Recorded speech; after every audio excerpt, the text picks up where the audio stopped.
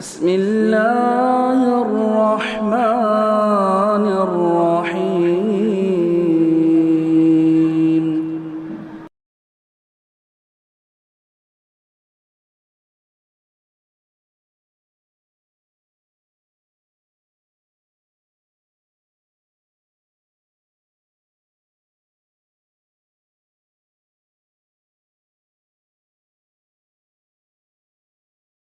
الحمد لله رب العالمين والصلاة والسلام على سيد المرسلين وعلى آله وصحبه أجمعين ومن تبعهم بإحسان إلى يوم الدين.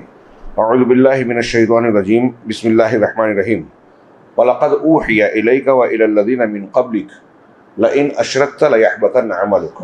محترم حاضرین، کل کے درس میں ہم اہل حق اہل السنہ والجماعہ کے اصول کے تحت اس اصول کو پڑھ رہے تھے، سمجھ رہے تھے کہ اہل سنت والجماعت اپنی دعوت میں سب سے اول درجہ اللہ کی توحید کی طرف دعوت دینے کو مقرر کرتے ہیں، اس لیے کہ توحید کے بغیر دین نہیں ہوتا اور کوئی عبادت قبول نہیں ہوتی.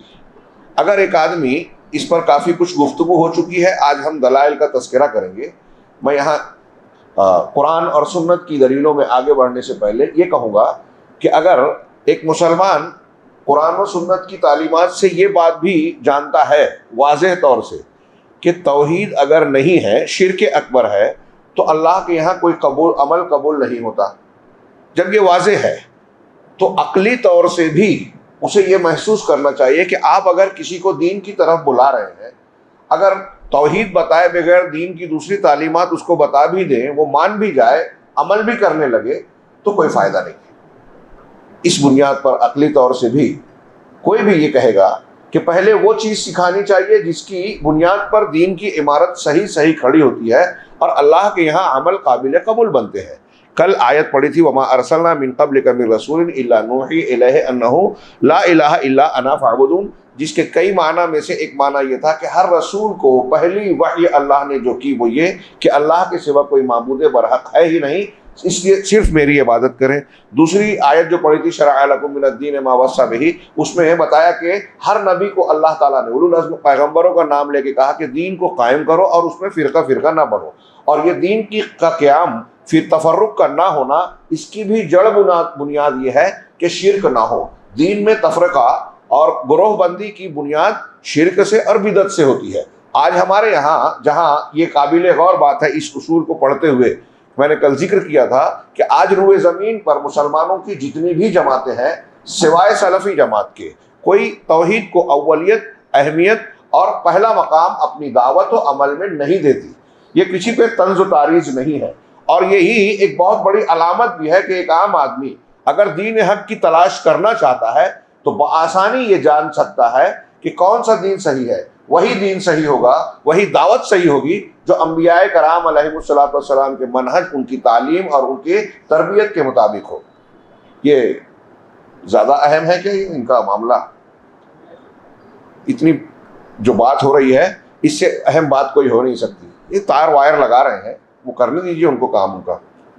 کچھ لوگوں کو دیکھ رہا ہوں ادھر توجہ دے رہے ہیں، تو یہ بھی ایک بے ادبی کی بات ہے کہ بھائی قرآن حدیث کی بات کے مقابلے میں آپ.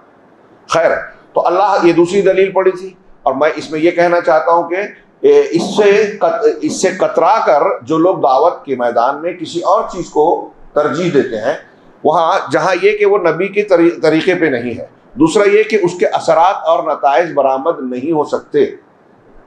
اس کے اثرات جو دعوت کا نتیجہ اور مقصود ہے وہ اگر نبی کے طریقے پہ دعوت نہ دی جائے تو حاصل نہیں ہوگا. اور تیسری چیز یہ کہ ایسی محنت رائے گاں جاتی ہے خود کرنے والے کے لیے بھی اور جن کے اوپر محنت کی جا رہی ہے.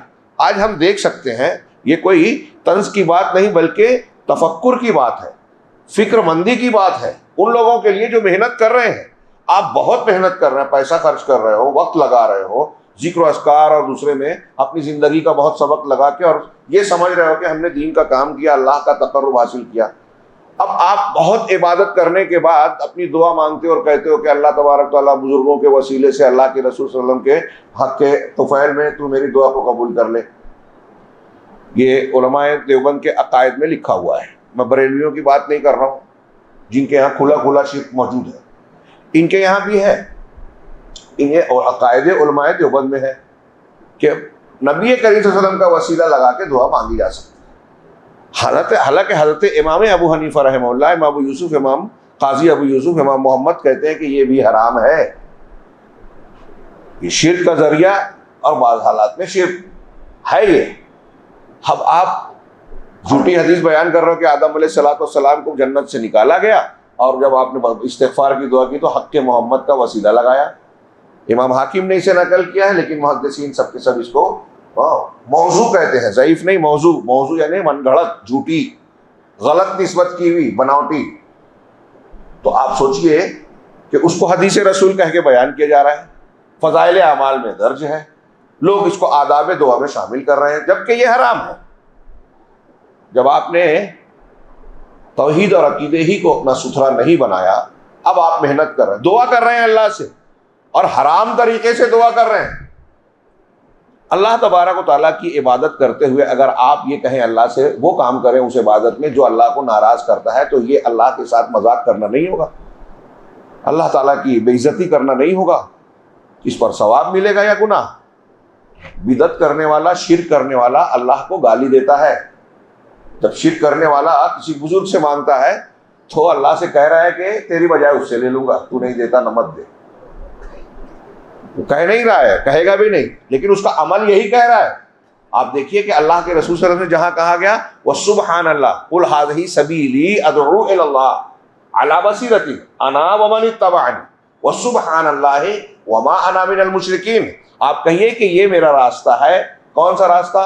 ادعو الی اللہ، اللہ کی طرف دعوت دے رہا ہوں، کسی بزرگ کی طرف، مسلک کی طرف، سلسلے کی طرف نہیں، دعوت دے رہا ہوں۔ کس بنیاد پہ دے رہا ہوں؟ علی بصیرہ، دلیل کی بنیاد پر۔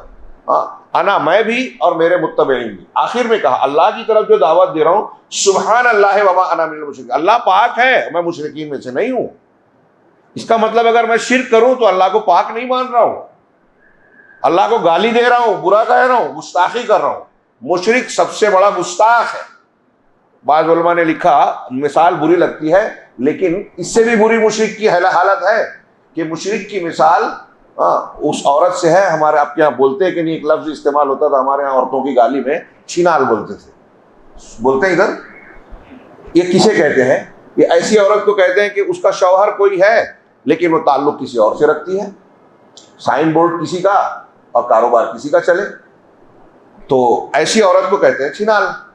برا لگ رہا ہے۔ مشرک اس سے بھی برا ہے، کھاتا اللہ کا ہے، پیتا اللہ کا ہے، پہنتا اللہ کا ہے، ساری نعمتیں اللہ کی، اور گن گاتا ہے اللہ کے علاوہ دوسرے کی، جس کی بڑائی کر رہا ہے، جس کے آگے سجدہ کر رہا ہے، جس کو رکوع کر رہا ہے، جس کو یہ سمجھتا ہے کہ وہ قابل تعظیم ہے اللہ کی طرح۔ اللہ کو مان کر بھی اگر اسے مانے تو ایسا ہی ہے کہ شوہر کو شوہر ماننے کے بعد کسی اور کے ساتھ جائے، عورت اس سے برا ہے۔ تو مشرک ایسا ہے۔ اب آپ یہ کریں اور پھر شربت بنا کے شوہر کو کوئی عورت پلائے اور اس کے بعد دوسرے شوہر سے، دوسرے مرد سے تعلق رکھے تو کہے کہ بہت اچھی اطاعت کر رہی ہے، میٹھا شربت پلا رہی ہے۔ مشرک ایسے ہی ہے کہ جو عبادت کر رہا ہے وہ میٹھا شربت پلا رہا ہے شوہر کو۔ اللہ تبارک و تعالیٰ کی عبادت میں اخلاص لازم ہے، اور یہ دین کی پہلی بنیاد، پہلا قدم تمام انبیاء کی دعوت کی شروعات ہے، اللہ تبارک و تعالیٰ کے دین کی پہلی بنیاد ہے۔ اس کے بغیر دین ہوتا ہی نہیں ہے، اس لیے دعوت دی جائے گی تو یہیں سے۔ اور میں اس پر فوکس اور توجہ دلانا چاہتا ہوں آپ کی کہ دنیا میں اس وقت بڑی دعوتیں ہو رہی ہے، عمل کیا جا رہا ہے، بڑی کانفرنسیں، سیمینار، نہ جانے کیا کیا، لیکن یہ شرک اور توحید غیر اہم ہے۔ اس کا چیختا چلاتا ثبوت آپ مسجد سے نکلے باہر نظر آتا ہے، پختہ قبروں کا ایک جال ہے۔ اسے ہم کہتے بھی نہیں، ہم برا سمجھتے ہیں، ہماری بھی ہمت نہیں ہے کہ ہم روکیں توڑے، ماحول نہیں ہے، تربیت ہم نے نہیں کی، لوگوں کو بتایا ہی نہیں، اس پر بحث ہی نہیں کی۔ اس پر بحث ہو کہ یار چھوڑیے، گفتگو مت کیجیے۔ ہم اللہ کے رسول صلی اللہ علیہ وسلم سے زیادہ با اخلاق بننا چاہتے ہیں؟ نبی کریم صلی اللہ علیہ وسلم نے شرک کا رد کیا تو پورا مکہ دشمن ہو گیا، جو آپ کو صادق و امین کہتا تھا، آپ کے پاس اپنی امانتیں رکھتا تھا۔ سوچئے کیا دشمنی تھی اہل مکہ کو؟ آپ کے کردار سے، اخلاق سے کوئی نقصان پہنچایا تھا آپ نے ان کو؟ نہیں، عقیدے ہی کا تو بیر تھا نا، جھگڑا تھا نا، اور ہم وہی جھگڑا نہیں لینا چاہتے۔ نہیں چھوڑیے، اس سے لوگ ناراض ہوں گے۔ نبی کریم صلی اللہ علیہ وسلم اسی سے ناراض تھے لوگ، لیکن آپ نے اس میں کوئی نرمی نہیں برتی، ہم نرمی برت رہے ہیں، یہ صحیح نہیں ہے۔ میں یہ نہیں کہتا کہ ہم بلا وجہ لوگوں کو دشمن بنائیں، حکمت سے اچھے انداز میں شریعت کے دائرے میں رہتے ہوئے ہمیں اس فریضے کو سمجھنا چاہیے، اس کو جس کو اللہ اور رسول نے مقدم کیا ہے مقدم کرنا چاہیے۔ آگے صرف دلیلیں میں پڑھ رہا ہوں۔ اللہ کا فرمان ہے ذالک ھدی اللہ یہدی بہ من یشاء من عبادہ، یہ اللہ کی ہدایت ہے جس کے ذریعے اللہ اپنے بندوں میں سے جسے چاہتا ہے نوازتا ہے، اس کی رہنمائی کرتا ہے۔ ولو اشرکوا، یہ جو آیت میں پڑھ رہا ہوں سورہ انعام کی، اس آیت میں اللہ تبارک و تعالیٰ نے اس سے پہلے 18 انبیاء کرام کا نام کے ساتھ ذکر کیا ہے، 18، اور اس کے بعد اللہ یہ فرما رہا ہے کہ یہ اللہ کی ہدایت ہے جو اللہ نے انہیں دی۔ اللہ اپنے بندوں میں سے جسے چاہتا ہے ہدایت دیتا ہے۔ اب ان انبیاء کی طرف اشارہ کر کے جو اگلا جملہ کہا جا رہا ہے، اس سے کوئی بھی عام سے عام مسلمان جو قرآن کو مانتا ہے، جنت جہنم کو مانتا ہے، وہ دہل جائے گا۔ اللہ نے کہا کہ وَلَوْ أَشْرَكُوا لَحَبِطَ عَنْهُمْ مَا كَانُوا يَعْمَلُونَ، کہ اگر یہ انبیاء 18 نبیوں کا جو ذکر کیا، اگر یہ لوگ بھی شرک کر بیٹھتے، کوئی نبی شرک کرے، یہ سوچ سکتے ہیں کہ ہم سوچئے کوئی نبی شرک کرے گا؟ سوال کر رہا ہوں آپ لوگوں سے، سوال ہی پیدا نہیں ہوتا۔ انبیاء کرام کو ان گناہوں سے معصوم اللہ نے بنایا جو خساست والے، زنا، چوری، بدکاری، اس قسم کے، ان سے بلند بنایا، تو شرک تو ان سب سے بڑا ہے، کوئی نبی نہیں کر سکتا۔ لیکن اللہ کہہ رہا ہے کہ اگر یہ بھی شرک کرتے تو ان کے بھی سارے عمل برباد ہو جائیں گے۔ سوچئے تھوڑی دیر کے لیے، تو ہم کریں تو برباد نہیں ہوگا؟ انتہا بیان کرنے کی کوئی کمی نہیں چھوڑی اللہ نے، ہم سمجھنا نہیں چاہ رہے۔ اب یہی اسی سوال پر ایک اور چیز ایڈ کر لیجئے کہ اب نبی، میں نے بتایا کہ ہم نے کہا کہ کوئی نبی شرک نہیں کر سکتا، لیکن آپ دیکھیے کہ قرآن میں سورہ ابراہیم میں اللہ تعالیٰ نے جو حضرت ابراہیم علیہ السلام کی دعائیں ہیں، اپنے بیوی اور بچے کو جب مکہ میں چھوڑا اللہ کے حکم سے، جب وہاں کچھ بھی نہیں تھا، بے آب و گیا وادی، اور وہاں سے چل کے کچھ دور واپس آئے، تو اللہ کے ہاتھ میں اللہ کی جناب میں ہاتھ اٹھا کے جو دعائیں مانگی، بڑی پیاری دعائیں ہیں۔ ربنا انی اسکنت من ذریتی بواد غیر ذی زرع عند بیتک، انہی دعاؤں میں ایک دعا کا ٹکڑا ہے۔ اللہ تعالیٰ سے دعا کرتے ہیں کہ وجنبنی وبنی ان نعبد الاصنام۔ کون مانگ رہا ہے؟ ابو الانبیاء، امام الحنفاء، حنیفیوں کی، توحید والوں کی امام کہہ رہے ہیں کہ پروردگار مجھے اور میرے بیٹوں کو، بنیہ، میرے بچوں کو، میری نسل کو، میرے بیٹوں کو اس بات سے بتا کہ ہم تیرے ساتھ شرک کریں، بچا۔ رب جنوبنی و بنیہ ان نعبد الاصنام، بتوں کی ہم پرستش کریں، بت پرستی۔ یہاں جتنے لوگ بیٹھے ہیں، میں سب سے پوچھوں اگر کہ آپ میں سے کوئی ہے جو یہ کہے کہ میں کبھی بت پرستی کر سکتا ہوں؟ ہم میں سے کوئی کرے گا؟ ہمارے وہم و گمان میں، خیال میں ایسا کوئی تصور ہوتا ہے؟ موجودہ حالات میں ہمارا عقیدہ اور ہمارا خیال تو یہی ہوگا کہ اگر کوئی جان سے بھی مار دے تو ہم یہ نہیں کر سکتے۔ یہ ہماری بات ہے، جبکہ آپ اور ہم جانتے ہیں کہ ہم کس درجے کے ہیں۔ ہاں، ہمارا ایمان کس درجے کا ہے۔ ہاں، کسی نبی سے مقابلے کا تو سوال بھی نہیں ہے، بحث بھی نہیں کی سکتی۔ ہاں، چھ نسبت خاک ربا عالم پاک، ہاں، کوئی مقابلہ نہیں ہے نا۔ ہم اپنے بارے میں یہ سوچ نہیں سکتے کہ ہم بت پوجیں گے۔ حضرت ابراہیم علیہ السلام کے بارے میں یہ سوچا جا سکتا ہے کیا؟ سوچیے، سوچا جا سکتا ہے؟ نہیں نا۔ پھر وہ دعا مانگ رہے ہیں کہ مجھے پروردگار، مجھے اور میرے بچوں کو اس بات سے بچانا، بیٹوں کو، کہ ہم بتوں کی پرستش کریں۔ اس سے اس بات کی اہمیت اور اس سے ڈرنے کی تعلیم ملتی ہے کہ شرک سے، بت پرستی سے ایک انسان کو ہر موقع ڈرتے رہنا چاہیے، چوکنا رہنا چاہیے۔ کبھی اس خوش فہمی میں مبتلا نہیں ہونا چاہیے کہ میں بہت اونچے مقام پر ہوں توحید کے۔ شیطانی الغار، فتنے، انسان کے ذہن و دماغ، عقیدے اور عمل کو خراب کرنے والی چیزیں آتے رہتی ہیں، کہاں بگڑ جائے، کہاں اس پر حملہ ہو جائے، کہہ نہیں سکتے۔ ہمارے درمیان میں سے لوگ پیدا ہو رہے ہیں نا، کوئی منکر حدیث ہو گیا، سمجھ میں ہی نہیں، مجھے تو سمجھ میں ہی نہیں آتا، واللہ کہہ رہا ہوں۔ ایک اہل حدیث منکر حدیث بن جائے، اگر کوئی بن رہا ہے نا تو بالکل چیختا چلاتا ثبوت ہے، وہ اس کا گھر، اس کا ماحول، اس نے اس کی تربیت کی ہی نہیں، وہ جاہل ہے، یہ درس میں نہیں بیٹھا وہ۔ ان کو آپ کیا سمجھتے ہو جو مسجدوں میں درس قرآن، درس حدیث ہوتا ہے، جمعہ کے خطبے ہوتے ہیں، اس کو آپ کیا سمجھتے ہیں؟ یہ آپ کی نسلوں کے، بچوں کے کم سے کم دینی تعلیم کا ایک میڈیم اور ذریعہ ہے جس سے ان کا عقیدہ، ان کا منہج، ان کا دین محفوظ رہ سکتا ہے۔ فتنوں کی، الحاد کی الغار ہے ماحول میں، ٹی وی سے، فلموں سے، ماحول سے، اور نہ جانے کہاں کہاں سے۔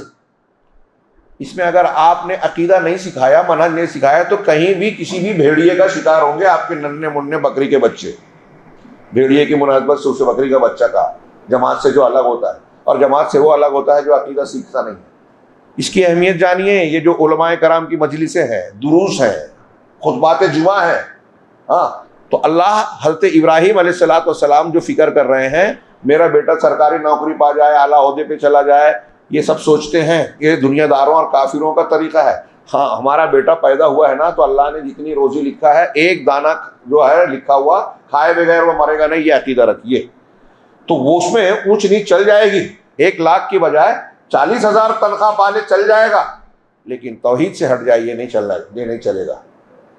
اور اگر آپ اس کو برداشت کر رہے ہیں تو آپ اپنے بیٹے کے حق میں سب سے بڑی حق تلفی کر رہے ہیں، ظلم کر رہے ہیں، اس کی تربیت کا حق ادا نہیں کر رہے ہیں۔ آپ کے گھر کی بیوی بچیاں ہوں، آپ کے گھر کے بچے ہوں، انہیں پہلے یہ تعلیم دینا چاہیے۔ ابھی پیچھے کچھ دنوں پہلے بڑا شور غلغلہ تھا کہ مسلمان لڑکیاں غیروں کے ساتھ جا کے مرتد بن رہی ہیں، وہ ارتداد کا شکار ہو رہی ہیں۔ اگر یہ توحید کو سب سے پہلے دعوت دی جاتی نا، سمجھایا جاتا، توحید میں اللہ کی معرفت آئے گی۔ توحید اللہ کے اسماء و صفات، اللہ کے اسماء و صفات سے اللہ کی پہچان ہوتی ہے۔ میں اپنے دروس میں اکثر ایک جملہ نقل کرتا ہوں، سفیان ابن عیینہ کا، علامہ ابن قیم کے حوالے سے وہ نقل کرتے ہیں کہ دنیا کے مسکین ہیں وہ لوگ، بہت مسکین اور محروم القسمت مسکین ہیں وہ لوگ جو دنیا میں آئے، رہے اور دنیا سے چلے گئے، لیکن دنیا کی سب سے لذیذ نعمت کا مزہ نہیں چکھا۔ تو لوگوں نے سوال کیا ان سے کہ سب سے لذیذ نعمت دنیا میں کیا ہے؟ تو انہوں نے کہا اللہ کی معرفت، اس کے اسماء و صفات کے ذریعے سے اس کی جانکاری، پہچان، اور اللہ سے انسیت و محبت اور اللہ کی قربت۔ اللہ کے یہ جو نام ہے نا، وہ قرآن میں بار بار آتا ہے کہ وہ سمیع و بصیر ہے، وہ غفار ہے، وہ ستار ہے، وہ علیم ہے، وہ یہ ہے، وہ یہ ہے۔ آپ اگر اس کی تشریحات، اس کی گہرائی، اس کے معنی اور مفہوم میں جائیں گے نا، آپ کو بہت مزہ آئے گا، بلا شبہ مزہ آئے گا اپنے رب کو پہچاننے میں۔ اس کی عظمت کا سکہ دل میں بیٹھے گا، توحید مضبوط ہوگی، اور جو یہ جانے گا نا، اس کے عقیدے کو کوئی ہلا نہیں سکتا، کوئی خرید نہیں سکتا، کوئی لالچ دے کے اس کو مرتد بنائے، یہ دور کی بات ہے۔ وہ توحید میں خلل کو برداشت نہیں کرے گا جو اللہ کو پہچانے گا۔ اس کی ضرورت ہے ہمیں، ہم سرسری گزر جاتے ہیں۔ تو اللہ رب العالمین کی توحید کی اہمیت کو سمجھیے، اپنے بچوں بچیوں کو سکھائیے۔ نبیوں کا طریقہ یہ رہا ہے، جو جانتے ہیں اس کو بار بار دہرائیے۔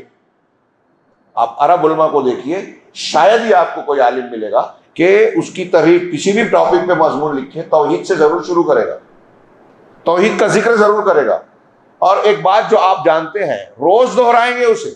ہم کو لگے گا بار بار دہرا رہے ہیں، مزہ نہیں آ رہا ہے، لیکن ان کو یہ ایسا نہیں لگتا، کیونکہ وہ جانتے ہیں کہ اس کی ضرورت ہے، یہ نبیوں کا طریقہ ہے۔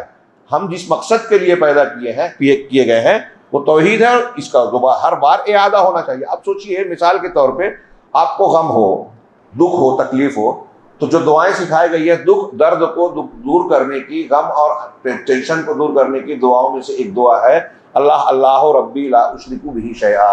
ایک یہ ہے، بخاری وغیرہ کی ایک روایت ہے لا الہ الا اللہ العظیم الحلیم، لا الہ الا اللہ رب العرش العظیم، لا الہ الا اللہ رب السماوات و رب الارض و رب العرش الکریم۔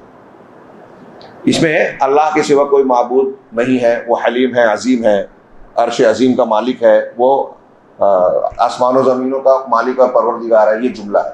تو پہلی والی دعا پڑھی، اللہ اللہ میں اس کی لا اشرک بہ شیئا، میں اس کے ساتھ کسی کو شرک نہیں کرتا، شریک نہیں کرتا۔ سوچئے، ان دونوں دو الگ دعائیں میں نے آپ کو بتائی، دونوں دعاؤں میں کہیں یہ ہے کہ اللہ میرے غم کو دور کر دے، میری پریشانی کو آسان کر دے، ایسا کوئی جملہ نہیں ہے۔ لیکن اللہ کے رسول صلی اللہ علیہ وسلم نے فرمایا کہ اگر آپ یہ پڑھیں گے تو آپ کا ٹینشن، آپ کا غم دور ہو جائے گا، دکھ غم دور ہو جائے گا۔ کیوں؟ اس لیے کہ ان دونوں کلمات میں آپ دیکھیں توحید ہے، اس کے لیے جس کے لیے ہم کو اللہ نے پیدا کیا، جس چیز کے لیے ہم کو پیدا کیا، جب ہم اس کو تازہ کرتے ہیں نا تو ہمیں سکون ملتا ہے، ہمیں ہمارے عقائد مضبوط ہوتے ہیں، اور چیزوں کی حقیقت معلوم ہوتی ہے کہ جب جو کر رہا ہے اللہ کر رہا ہے۔ اب دنیا کا نفع نقصان ہمارے سامنے بے حیثیت ہو جائے گا، اللہ کے فیصلے کو سمجھ کر ہم اس پر صبر کریں گے، بلکہ اطمینان ہوگا کہ یہ جو ہو رہا ہے نا میرے ساتھ، نقصان، پریشانی، غم کی حالت، اس کی میرے لیے فائدے مند ہوگا۔ علامہ ابن تیمیہ کا ایک جملہ بہت سے لوگوں کو سمجھ میں نہیں آتا، بڑا پیارا جملہ ہے، آپ بھی سمجھیں۔ وہ کہتے ہیں کہ مومن کے لیے دکھ، مومن کے لیے مصیبت نعمت ہے۔ مصیبت کیا ہے؟ مصیبت نعمت ہے۔ سوچنے میں عجیب سا لگتا ہے، سننے میں، لیکن نتیجے کے اعتبار سے، اجر و ثواب کے اعتبار سے غور کیجئے۔ جمعہ کا خطبہ صبر پر ہوا تھا، اس تناظر میں غور کیجئے کہ آپ کو مصیبت آئی، آپ نے صبر کیا، فائدہ ہوا کہ نقصان؟ فائدہ ہوا۔ قیامت کے دن آدمی شاید سوچے گا، ایک ضعیف روایت میں ہے اس لیے میں نے شاید کہا کہ قیامت کے دن صبر والوں کو جب اجر دیا جائے گا تو دنیا کے بہت سے لوگ سوچیں گے کاش دنیا میں ہمارے بدن کو کینچیوں سے ایک ایک ٹکڑا کر کے کاٹا جاتا اور ہم صبر کرتے تو آج ہم کو بھی بہت اجر ملتا۔ یہ روایت ضعیف ہے لیکن اس سے استشہاد کر سکتے ہیں۔ بہرحال آگے بڑھتے ہیں۔ اللہ تبارک و تعالیٰ کا ارشاد ہے ان انبیاء کے بارے میں کہا جو آدمی کو دہلا دینے والا ہے کہ اگر یہ بھی شرک کرتے تو ہم ان کے عمل کو برباد کر دیتے۔ اللہ کا دوسرا ایک ارشاد ہے کہ آپ کہیے وَلَقَدْ أُوحِيَ إِلَيْكَ وَإِلَى الَّذِينَ مِن قَبْلِكَ کہ آپ کی طرف یہ وحی کی گئی اور آپ سے پہلے جو انبیاء اور رسول گزرے ہیں ان کی طرف بھی یہ وحی کی گئی کہ لَإِنْ أَشْرَكْتَ اگر آپ نے شرک کیا تو آپ کے سارے عمل برباد ہو جائیں گے۔ دیگر انبیاء کو بھی کہا اللہ نے، آپ کو بھی، آپ نے بھی شرک کیا ہاں اور آپ سے پہلے کے انبیاء سارے عمل برباد۔ یہ ایک آیت میں سمجھتا ہوں کوئی بھی ایمان والا کسی بھی جماعت سے تعلق رکھتا ہے، اگر ایمان ہے، اس کو اپنی آخرت کی فکر ہے، تو اس ایک آیت کو پڑھنے کے بعد اس کے ذہن و دماغ میں کوئی دوسرا سوال نہیں پیدا ہوگا کہ ہم توحید اور شرک سے زیادہ اہمیت کسی اور مسئلے کو دیں۔ آخری آیت جو انہوں نے پیش کی اولئک الذین ھدی اللہ فبہداہ مقتدہ، یہی وہ لوگ ہیں جن کو اللہ نے ہدایت دی، لہذا ان کی ہدایت کی پیروی کیجیے۔ ہمیں اور آپ سے پورے سارے مسلمانوں سے کہا جا رہا ہے کہ انبیاء کرام علیہم الصلوۃ والسلام کا جو تذکرہ کیا گیا، ان انبیاء کو اللہ نے ہدایت دی ہے، ان کی ہدایت کی پیروی کرنی ہے۔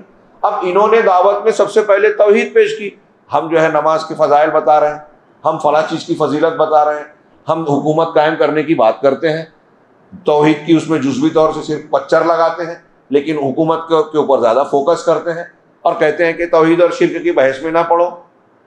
جو وحدت الوجود کو مان رہا ہے، جو قبر کو پوج رہا ہے، جو بزرگوں کی پرستش کر رہا ہے، کہتے ہیں کہ اس کو چھوڑ دو، اس کو ایسی دعوت دینے والے علماء کو آپ علامہ کہتے ہو اور توحید پیش کرنے والے کو کہتے ہو کافر ہے، اس سے بحث کرتے ہو۔ یہ ہے جو ہمارے سماج اور معاشرے میں ہو رہا ہے۔ ہمارا ایک نوجوان اس پہ فوکس کرنے کی بجائے ایک غیر ضروری مسئلہ اٹھاتا ہے، رمضان المبارک جیسے اہم دنوں میں اس پر بحث کرتے کرتے قیمتی اوقات کو ضائع کرتا ہے۔ یہ شیطان کا حربہ ہے کہ بظاہر نیکی کے کاموں میں آپ کی نیکیاں برباد کروا رہا ہے۔ آگے بڑھتے ہیں۔ اللہ کے رسول اللہ تعالیٰ نے فرمایا کہ ان کی ہدایت پر عمل کیجیے۔ انبیاء کا طریقے میں سارے نبیوں کا طریقہ یہ ہے کہ وہ توحید سے دعوت شروع کرتے۔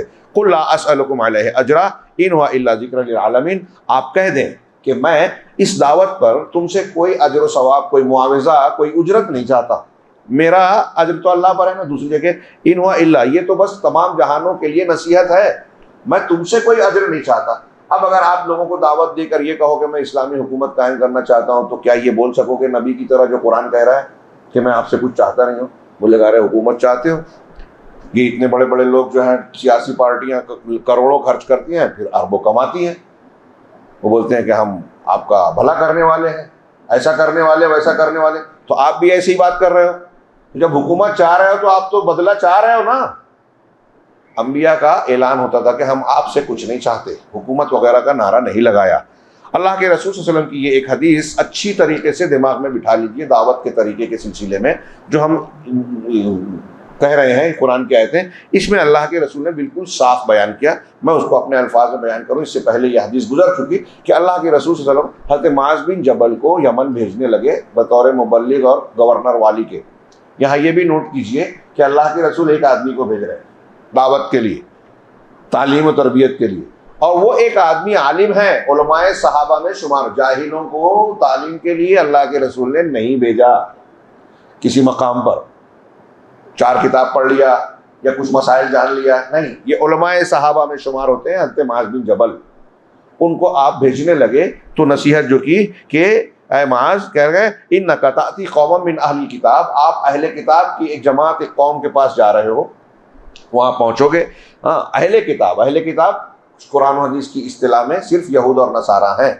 ہاں، اگر کوئی یہ کہے کہ بھئی ہندوؤں کا وید بھی لگتا ہے کہ آسمانی کتاب ہوگا، لگتا ہے، تو اگر آپ ثابت بھی کر دیں، لگے نہ لگے آپ کو، وہ اہل کتاب نہیں مانے جائیں گے. خیر، کسی وقت اس کی تفسیر. ہاں، فدعہم، تو اہل کتاب کی جماعت کی طرف جا رہے ہوں، فدعہم الی شہادت اللہ الہ الا اللہ وانی رسول اللہ، تو انہیں سب سے پہلے اس بات کی دعوت دینا کہ اللہ کے سوا کوئی معبود برحق نہیں ہے، اور میں، یعنی اللہ کے رسول، اپنے آپ کو کہا کہ میں اللہ کا رسول ہوں. سب سے پہلے اس کا یہ بھی مطلب ہوا اہل کتاب اگرچہ اہل کتاب تھے، انہیں لا الہ الا اللہ کی دعوت دینا، اس کا مطلب یہ ہوا کہ اہل کتاب کا لا الہ الا اللہ بگڑ چکا تھا. توریت اور انجیل میں بھی لا الہ الا اللہ، لیکن ان کا بگڑا ہوا تھا، یہ تثلیث کے شرک کے قائل ہو گئے تھے، ان کے اندر کفر آ گیا تھا. تو اگر شرک اور کفر ہے، اہل کتاب میں ہو یا کوئی اپنے آپ کو مسلمان کہتا ہو، اگر شرک ہے تو پہلی دعوت لا الہ الا اللہ. یہ نبی کہہ رہے ہیں، ہم کہہ رہے ہیں نہیں نہیں نہیں نہیں، اس میں تو اختلاف ہو جائے گا، پہلے فضائل بتاؤ، پہلے یہ بتاؤ، پہلے وہ کرو، تزکیہ کرو، قرآن حدیث چھوڑو، پیر صاحب کی بات مانو، یہ مراقبہ کرو، یہ تربیت کرو. اللہ کے رسول نبی بننے سے پہلے غار حرا میں رہتے تھے، تو آپ بھی جو ہے دھیان گیان میں بیٹھو جا کے. اللہ کے رسول کی غار حرا کی زندگی ہمارے لیے اسوہ ہے کیا؟ نبوت سے پہلے کی. کتنے صحابہ نے اللہ کے نبی صلی اللہ علیہ وسلم کی طرح جو ہے جا کے غار میں بیٹھا. یہ ہمارے صوفیہ کی دلیل ہے کہ نبی کو نبوت کیسے ملی، اعلیٰ مقام کیسے ملا، جب حرا میں جا کے بیٹھے. ایسے آپ کو خانقاہ میں بیٹھنا ہے نا. سب ایسے ہی دلیلیں لاتے ہیں، جہاں پرندہ پر نہ مارے، چرندہ چر نہ مارے، گمراہ کرنے کے راستے. نبی کریم صلی اللہ علیہ وسلم کتنے لوگوں کا میری طرح جا کے آپ بیٹھے اسی غار میں. بہرحال یہ اللہ کے رسول صلی اللہ علیہ وسلم فرما رہے ہیں کہ جب سب اس طرح کی بات ہو، پہلے دعوت دینا توحید کی، لا الہ الا اللہ کی، پھر جب اور پھر میں اللہ کا رسول ہوں. آگے کا جملہ دھیان سے کہ وَإِن فَإِنْهُمْ أَطَاعُوا لِذَلِكَ، اگر وہ تمہاری یہ بات مان لیں، اطاعت کر لیں، تو فَأَعْلِمْهُمْ أَنَّ اللَّهَ افْتَرَضَ عَلَيْهِمْ 5 صلوات فِي كُلِّ يَوْمٍ وَلَيْلَةٍ، تب بتانا، ان کو سمجھانا، بتانا کہ اللہ تبارک و تعالیٰ نے ان پر دن و رات میں، ہر رات و دن میں، 24 گھنٹے کے دورانیے میں 5 نمازوں کو فرض کیا ہے. نوٹ کیجئے اس کو، 3-4 مسئلہ اس سے موٹا موٹا نکل رہا ہے کہ جب تم جانا تو پہلے یہ دعوت دینا. اس کا مطلب یہ کہ سب سے پہلے اگر توحید نہیں ہے تو توحید کی دعوت دی جائے گی، دوسری کسی چیز کے لیے. تو اس کا یہ بھی مطلب ہو کہ سب سے اہم توحید ہے، بنیاد توحید ہے، تو سب سے اہم کو سب سے پہلے پیش کیا جائے گا. اور اس کے ماننے کے بعد اس سے یہ بھی پتہ چلا کہ اکٹھا سب چیز نہیں. بس دوسری بات کہ اکٹھا ساری تعلیم آپ دین کی کسی کو بھی نہیں دینا، ایک رات میں پورا مسلمان ہو جائے آدمی.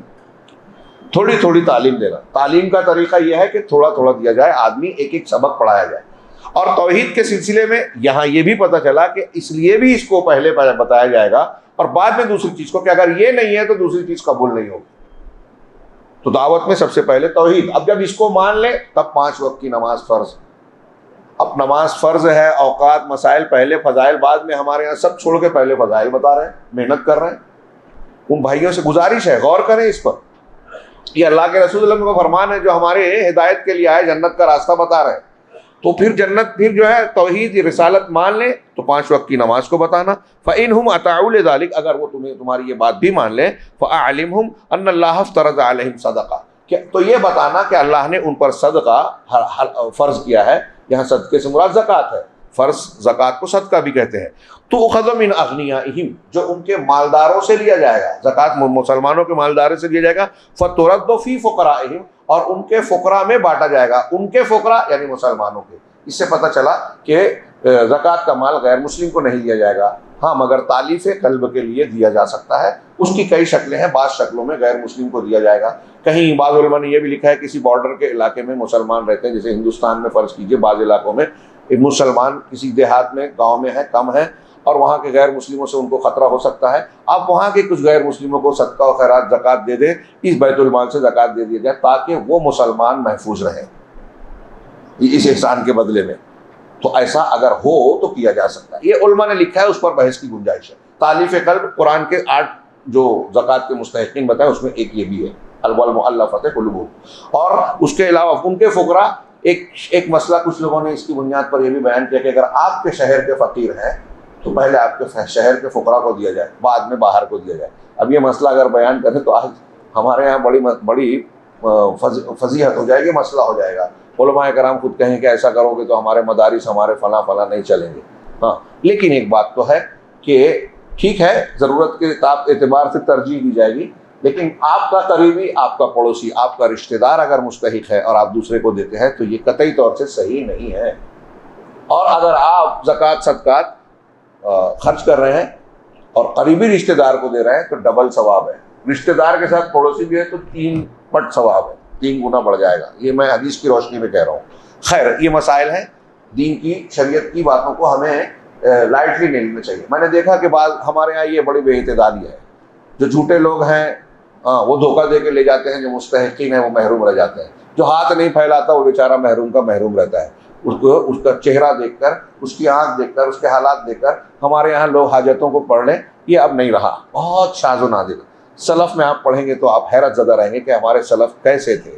سعید بن ناس اپنے بیٹے کو صحابی کہتے ہیں کہ ایک آدمی جو لوگوں کے سامنے ہاتھ نہیں پھیلاتا، کروٹ بدلتا ہے رات میں بستر پہ، اگر وہ تم سے کبھی اپنی حاجت پیش کرے تو تم رکنا نہیں.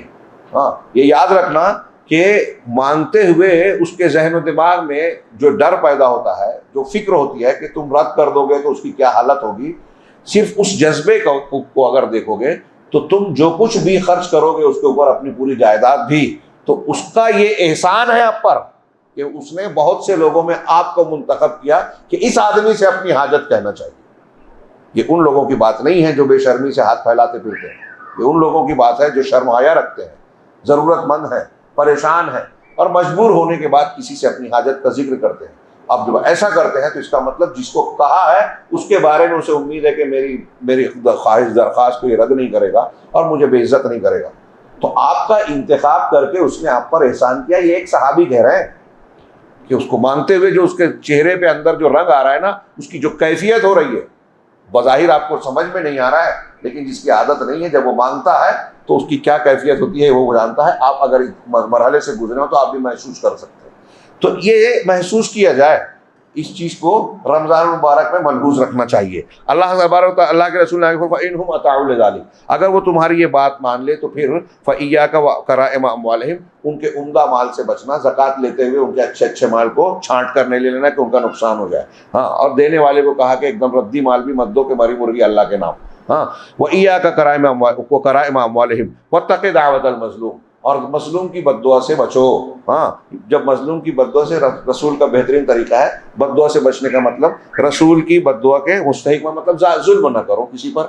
فَإِنَّهُ لَيْسَ بَيْنَهَا وَبَيْنَ اللَّهِ حجاب، اس لیے کہ مظلوم اور اللہ کے درمیان حجاب نہیں ہوتا. اسی طرح اپنی دعوت کو توحید سے آغاز کیا تھا اللہ کے رسول صلی اللہ علیہ وسلم نے، اسی طرح توحید ہی اپنی دعوت کا اختتام بھی کیا. اللہ کے رسول کی دعوت آپ دیکھیے، کھڑے ہوئے تو لا الہ الا اللہ کی دعوت دی، اور انتقال کے وقت یہ ایک حدیث نقل کی کہ اللہ کے رسول صلی اللہ علیہ وسلم کا آخری وقت ہے، شدید بخار میں مبتلا ہے، اپنے چہرے پر چادر ڈال رہے ہیں، ہٹا رہے ہیں. اور اس حالت میں آپ کہہ رہے ہیں کہ لعنت اللہ علی الیہود والنصارى، اللہ کی لعنت ہے یہود اور نصارہ پر. اتخذوا قبور انبیائہم مساجد، انہوں نے اپنے انبیاء کی قبروں کو مسجد بنا لیا. یحذر مثل ما صنعوا، اللہ کے رسول ان کے اعمال سے لوگوں کو ڈرا رہے تھے، اپنے انبیاء کی قبروں کو مسجد بنا لیا. اس پر لعنت ہے. آپ بیمار ہیں، آخری وقت ہے، اس کا مطلب اشارہ ہے کہ اب میری بھی قبر بننے والی ہے. اور پھر یہ بیان کر کے آپ کہہ رہے ہیں کہ ایسا اگر تم کرو گے تو تم بھی لعنتی کام کرو گے. نبی کی قبر پر مسجد بنانا، نبی کی عبادت نہیں، مسجد بنا کے اللہ کی عبادت کرنا، یہ لعنتی کام ہے. اور نبی کی کوئی عبادت کرنے لگے تو کتنا اور لعنت بڑھ جائے گی. اور نبی سے کم درجے کے اولیاء کی قبروں پر مسجد بنائی جائے، ان کی عبادت کی جائے تو کتنا شدید اور جرم ہو گیا. غور کرنے کی بات ہے. یہ اللہ کے رسول صلی اللہ علیہ وسلم نے آخر میں بھی توحید کی ہی دعوت دی. اسی طرح ایک روایت میں ہے کہ اللہ کے نبی صلی اللہ علیہ وسلم کہتے ہیں کہ میں حضرت عیسیٰ علیہ السلام سے تعلق کا زیادہ حقدار ہوں، ان سے زیادہ نزدیکی رکھتا ہوں دنیا میں بھی اور آخرت میں. لوگوں نے کہا یا رسول اللہ یہ کیسے، عیسیٰ سے آپ کا تعلق کیا؟ تو آپ نے کہا کہ پیغمبر الانبیاء اخوۃ للات، ایک دوسرے کے اللاتی بھائی ہیں، جن کے باپ کہہ رہے ہیں کہتے ہیں مائیں الگ الگ ہیں، دین ان کا ایک ہے، اور میرے اور ان کے بیچ کوئی اور نبی نہیں ہے۔ حضرت عیسیٰ سے میرا تعلق اس لیے کہ حضرت عیسیٰ کے بعد نبی آنے والا دنیا میں ہی ہوں، اور سارے پیغمبر کی بنیاد، دین کی بنیاد ایک ہی ہے۔ میں نے اس سے پہلے تشریح کی کہ عقائد سب کے یہاں یکسر ہے، بعض احکام و مسائل میں فرق ہوگا۔ دعوت توحید کے مخالفین، یہ تھوڑا سا بیان کر کے میں اسی آج کی درس کو سمیٹوں گا۔ شیخ محمد عبد الوہاب رحمہ اللہ نے کہا کہ توحید کے مخالفین کی کئی قسمیں ہیں، یہ بہت ہی غور سے سنیے، ہم لوگ بھی اس میں مخالفین میں کہیں نہ کہیں آ جاتے ہیں، اللہ ہمیں بچائے۔ ہاں، ان میں سب سے زیادہ سخت تو وہ لوگ ہیں جو ساری چیزوں میں مخالفت کرتے ہیں۔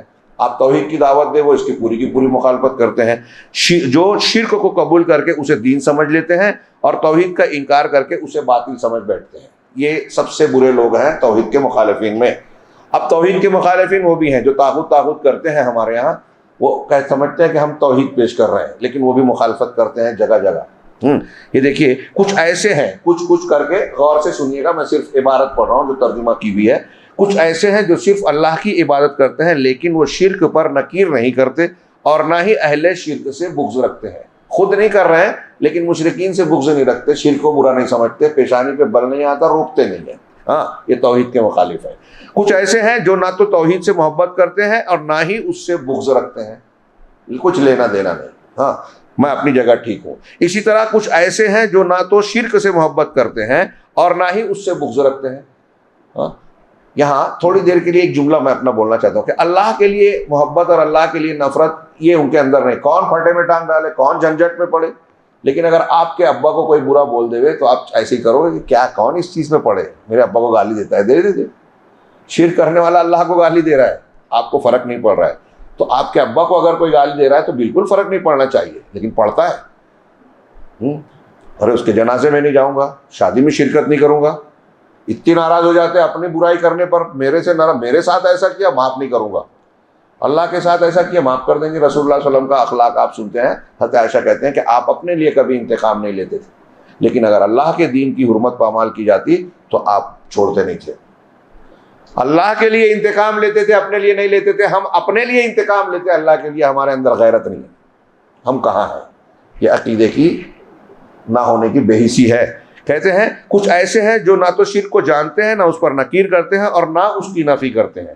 اسی طرح کچھ ایسے ہیں جو نہ تو توحید کو جانتے ہیں اور نہ ہی اس کا انکار کرتے ہیں۔ کچھ ایسے ہیں، اور یہ سب سے خطرناک قسم ہے، جو توحید پر عمل کرتے ہیں۔ خطرناک اس معنی میں کہ آدمی اس پر غور بھی نہیں کرتا کہ میں غلط ہوں۔ ہاں، اور میں نے کہا اپنے آپ پر غور کیجئے، اللہ ہم کو بچائے۔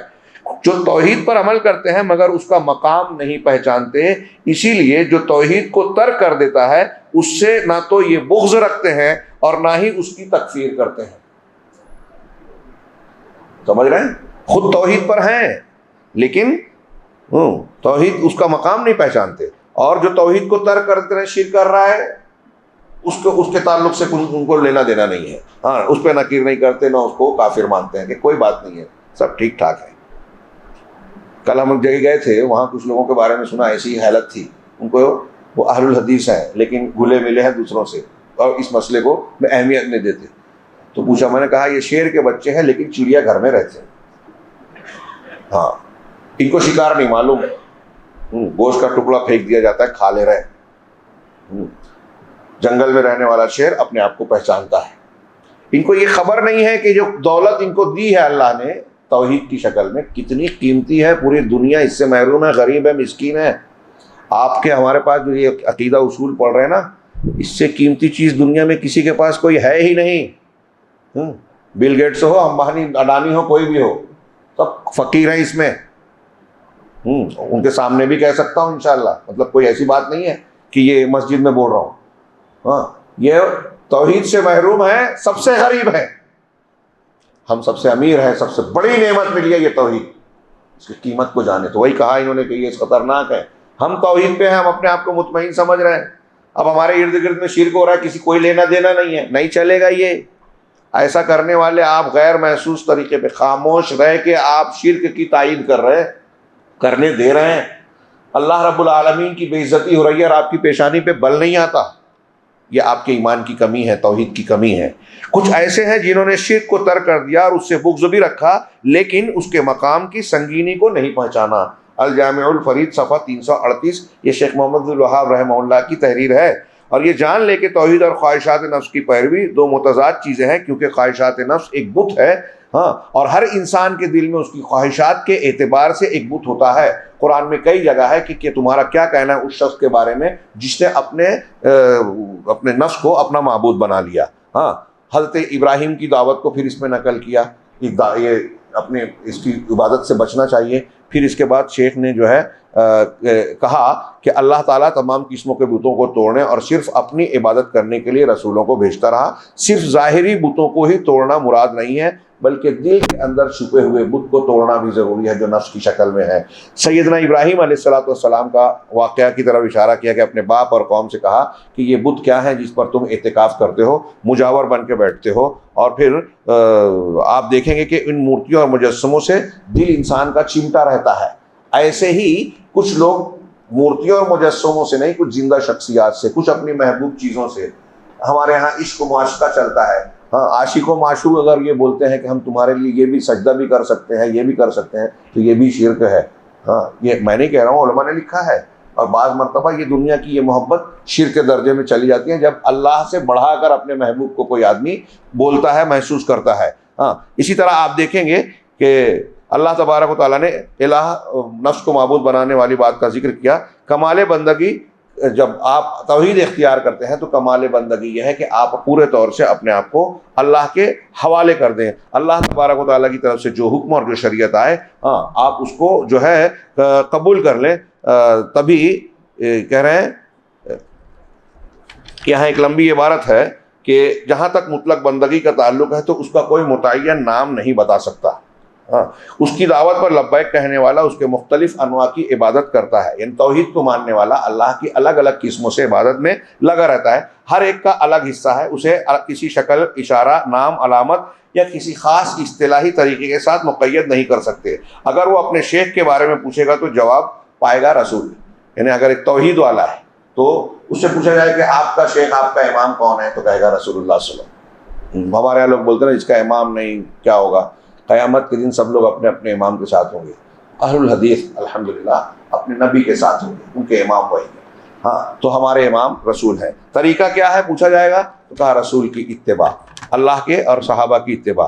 لباس کے بارے میں پوچھا جائے کہ آپ کا لباس کیا ہے، پہچان کیا ہے، تو کہیں گے تقویٰ، کیونکہ قرآن نے اہل ایمان کا لباس سب سے بہتر تقویٰ بتایا۔ مذہب کے بارے میں پوچھے گا تو جواب تحکیم سنت، میرا مذہب کیا ہے، سنت کی بنیاد پر سارے کام کرتا ہوں۔ اور سنت بولے تو اس میں قرآن آ گیا، کیونکہ قرآن اللہ کے رسول صلی اللہ علیہ وسلم کا طریقہ تھا۔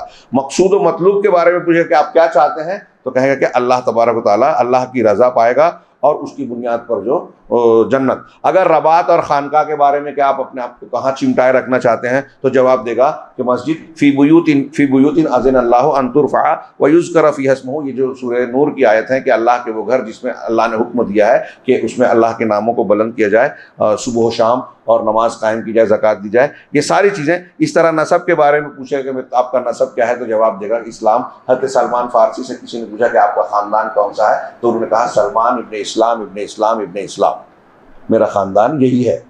ہاں، فارسی مذہب سے آئے تھے۔ اس طرح سے ایک لمبی عبارت ہے۔ ہاں، شیخ صالح فوزان نے کہا کہ اس قاعدے سے بھی اسی چیز کی وضاحت ہوتی ہے کہ داعی سب سے پہلے اپنی دعوت کا آغاز کس چیز سے کرے گا؟ بلا شبہ جو چیز سب سے اہم ہوگی اسی سے آغاز کرے گا، یعنی اصلاح عقیدہ، کیونکہ عقیدہ ہی اصل ہے جس پر تمام اعمال کی بنیاد ہے، اور یہ فطری اور معقول بات ہے کہ ہر چیز کی ابتدا اس کی بنیاد سے کی جاتی ہے۔ آپ گھر بنانے جاتے ہیں تو پہلے چھت نہیں ڈالتے، پہلے پول نہیں ڈالتے، ستون نہیں ڈالتے، بلکہ بنیاد بناتے ہیں، اور دین کی بنیاد توحید ہے۔ ہاں، پھر اسی پر عمارت کھڑی ہوتی ہے۔ یہی چیز شریعت میں بھی مطلوب ہے، اور اسی لیے انبیاء سب سے پہلے اپنی قوم کو توحید کی طرف دعوت دیتے تھے، جیسا کہ اس تعلق سے اللہ نے خبر دی جو ہم نے ابھی آیت پڑھی تھی کہ کوئی بھی رسول ہم نے بھیجا تو اس کی طرف یہ وحی کی کہ میرے سوا کوئی معبود نہیں ہے، اسی کی پیروی کرو۔ یہ ایک کامن جملہ ہے جس میں سارے نبیوں کا اجمالی ذکر آیا، اور پھر قرآن آپ پڑھیں گے سورہ اعراف، سورہ شعراء وغیرہ میں ایک ایک نبی کی دعوت دی ہے کہ ہر نبی نے اپنی قوم کو، نوح کو بھیجا تو انہوں نے اپنی قوم سے کہا لَقَدْ أَرْسَلْنَا نُوحًا إِلَىٰ قَوْمِهِ فَقَالَ يَا قَوْمِ اعْبُدُوا اللَّهَ مَا لَكُمْ مِنْ إِلَٰهٍ غَيْرِهِ، یہ جملہ کہ اے میری قوم کے لوگوں اللہ کی عبادت کرو، اس کے علاوہ تمہارا کوئی معبود نہیں ہے، یہی جملہ حضرت ہود، حضرت صالح، حضرت ابراہیم، حضرت شعیب، سب انبیاء سے نقل کیا. ہاں، اور انبیاء کے جواب میں وَعَجِبُوا أَن جَاءَهُم مُنذِرٌ مِّنْهُمْ وَقَالَ الْكَافِرُونَ هَٰذَا سَاحِرٌ كَذَّابٌ. ہاں، کہ ان کو اس بات پر تعجب ہوا کہ انہی میں سے ایک ڈرانے والا آیا اور وہ کافر کہنے لگے کہ یہ تو جادوگر ہے، جھوٹا ہے. اجعل الآلہۃ الٰہا واحدا ان ھذا لشیء عجاب. سارے معبودوں کو اس نے ایک معبود بنا دیا، یہ تو بڑے تعجب کی بات ہے. یعنی ان کا یہ جواب ہوتا تھا. خود نبی کریم صلی اللہ علیہ وسلم نے جو دعوت دی مکہ میں 13 سال تک، جب تک توحید نہیں مانی قوم کے آگے نہیں، قوم کو دوسرا سبق نہیں دیا. یہ آخری بات کہہ رہا ہوں، اس میں حالانکہ اور بھی عبارت ہے، ہمارا مقصود واضح ہو جا رہا ہے، لمبا درس کا وقت زیادہ ہو رہا ہے. اس لیے آپ دیکھیں کہ نوح علیہ السلام 950 سال دعوت دے رہے ہیں، توحید پر دعوت دی. وہاں دوسرے احکامات آئے ہی نہیں، اس لیے کہ قوم نے توحید کو مانا ہی نہیں. شریعت مکمل ہی نہیں ہونے دی کسی نے، جنہوں نے توحید نہیں مانی. پھر دیگر انبیاء کو دیکھیے، سیدنا ابراہیم کو دیکھیے، کیا دعوت تھی، اپنے باپ کو، اپنی قوم کو اور دوسروں کو فضیلت کی چیزیں اور یہ سب چیزیں بتائی؟ کیا نہیں بتائی، کیونکہ توحید مانا ہی نہیں تھا، دوسری چیزوں کو بتانے کا کوئی مطلب ہی نہیں تھا. نبی کریم صلی اللہ علیہ وسلم کی دعوت کا آغاز بھی توحید ہے. 13 سال کی مکی زندگی میں آپ نے توحید، آخرت، عقیدے پر پورا زور دیا. پھر مدینہ آنے کے بعد ایسا نہیں ہوا کہ چلو مسلمانوں کا معاشرہ تشکیل پا گیا تو توحید کو نظر انداز کر دیا ہو. آپ کہیں بھی کچھ بھی بیان کرتے، آگے پیچھے آخر میں توحید ضرور بیان کرتے. کبھی اس کے سلسلے میں کوئی نرمی نہیں برتی. شرک اکبر تو اکبر، شرک اصغر کا بھی معمولی سا شائبہ نظر آتا، فوراً اصلاح کرتے. ارے دیکھو، مجھ کو میرے مقام سے، میرے حد سے نہیں بڑھانا، تم مجھ کو ماشاء اللہ و شیطان، یہ نہیں کہا تم کو اللہ کے برابر بنا رہے ہو. کوئی صحابی کہہ رہا ہے کہ آج جو اللہ چاہے اور آپ چاہیں تو کیا اس کا مقصد ہے اللہ کے برابر کرنا؟ لیکن اللہ کے رسول نے فوراً ٹوکا، نہیں ایسا نہیں کہہ سکتے. جو اللہ چاہے بس یہی کہو، جو آپ چاہیں یہ نہیں کہنا. کیا تم نے مجھ کو اللہ کے برابر کر دیا؟ ہاں، اگر کسی نے سید کہا، آپ نے ٹوکا، سید اللہ ہے. حالانکہ سید مخلوق کو بولا جا سکتا ہے، اس کا اپنا معنی ہے، لیکن آپ نے لوگوں کو اس لیے منع کیا کہ آپ کے بارے میں کوئی غلو کرے گا. دنیا میں شیطان اسی طرح تو گمراہ کرتا ہے. بزرگوں کی عزت ہوتی ہے، احترام ہوتا ہے، اس عزت و احترام کو تھوڑا سا بڑھا دیتا ہے، غلو میں ڈال دیتا ہے، شرک کرنے لگتے ہیں. ایک مسلمان سب سے زیادہ عزت نبی پاک صلی اللہ علیہ وسلم کی کرتا ہے. یہاں غلو کا زیادہ امکان تھا، اس لیے آپ نے جگہ بار منع کیا کہ مجھ کو عالم الغیب نہیں کہنا، ماشاء اللہ و شیطان نہیں کہنا، میری قبر کو پختہ نہیں بنانا. اللہ کی لعنت ہے ان لوگوں پر جو قبروں کو پختہ بناتے ہیں. آپ بار یہ بیان کر رہے ہیں، لیکن ہماری قوم کے آج دیکھیے کہ کتنے لوگوں نے آپ کی اتنی سخت تعلیمات کے سلسلے میں نرمی برتی اور خود تو غلط دین کو اختیار کیا. دعوت و تبلیغ میں بھی رسول کی سنت کو اختیار نہیں کرتے. لیکن اہل السنہ والجماعہ، اہل الحق کا یہ اصول ہے کہ دعوت دینی ہے تو سب سے پہلے توحید کی. اللہ رب العالمین ہمیں اس کی توفیق دے. وآخر دعوانا الحمدللہ رب العالمین وصلی اللہ علیہ وسلم.